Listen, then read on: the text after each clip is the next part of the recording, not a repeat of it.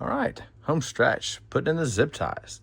So we have found that, as we talked earlier, the ground game or being able to get under your opponents is really critical to winning in any kind of uh, combat robot match. So we use zip ties as kind of ground scraping claws or ground scraping forks. So we use them on the claws themselves to get under when you're grabbing. We also found that having the sprung tail, using zip ties for nearly indestructible sprung tails, helps keep the plow on the ground. So you can see that the zip ties are actually holding the plow down without unweighting the tires too much. So it's always a careful balance of having some ground pressure on the tips of the zip ties for the claws, as well as on the plow, without lifting the tires off the ground. So we found that being able to adjust the zip ties worked pretty well to keep the plow down and keep plenty of traction. So it's basically the same feature, actually, that's on the claws, the zip tie feature, as in the chassis. So we'll start with the claws, and as with all the other zip ties, it's important to think about where you want the head to end up. So the head and the tail, we want the head to be right there. So we'll start by going up and through the claw from the inside, and then come around the feature, back out. Then we'll go ahead and tighten this up. And this is another spot that you'll want to go ahead and get these really, really quite tight. You don't want to break them off by rolling that zip tie with pliers too tightly, but sometimes when it's really important, I'll kind of hold the zip tie head back and then pull on the tail. And then we also want to make sure that the zip ties are all the way down. So what we're going for is that down curve, and then we'll trim them both at the same time. So that's left claw done. Do the right claw. Again, thinking about where the head will end up and through from the outside, around the feature, and put the tail back through.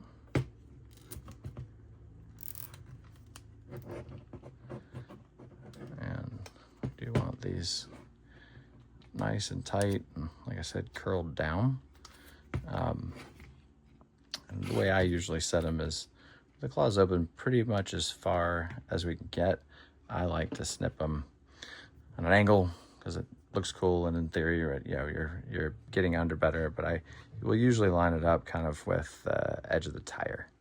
So I'll snip that one there, and then line that one up, and I'll snip that one there. So there's our ground scraping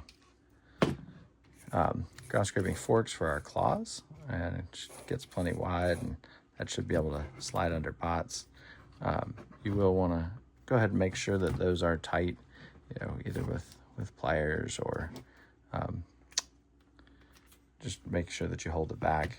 And sometimes those may seem excessively long, so you can always trim them shorter. You can see how much they hang down. So even if you shortened it to there, they would still touch. And you can adjust the angle of the arms with the screw through the shoulder. So we do the exact same thing in the back, again, to keep the plow down.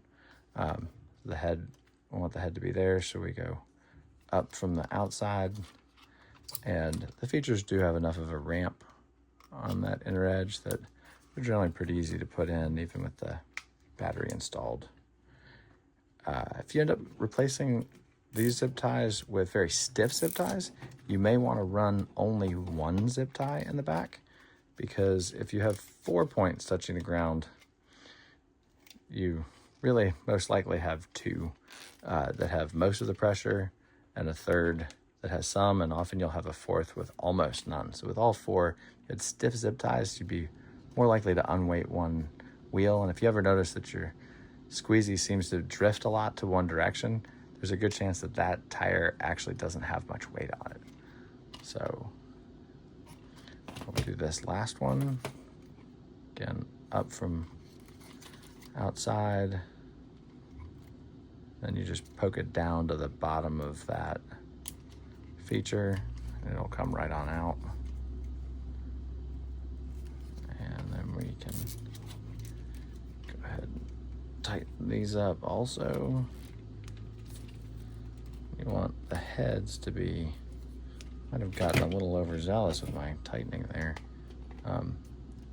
You want the heads to be kind of down. There's a flat spot on the feature where you want them. So you'll curl these down. And then in the back, I usually cut them on an angle, and they don't need to be very long, probably 3/4 of an inch. In theory, the angle adds a little bit more spring to it because it's not the whole thing touching. Also helps them get caught less, but as you can see, if the claw's out, the plow stays nicely on the ground. When you drive it, if it seems like it is unweighting the tires too much, then you can kind of adjust the angle of the zip ties themselves, or if it needs a little more, you put a little curl on it, and you should be able to get enough pressure that the plow stays down without unweighting the tires too much. So there we go. All that's left now is putting the top armor on.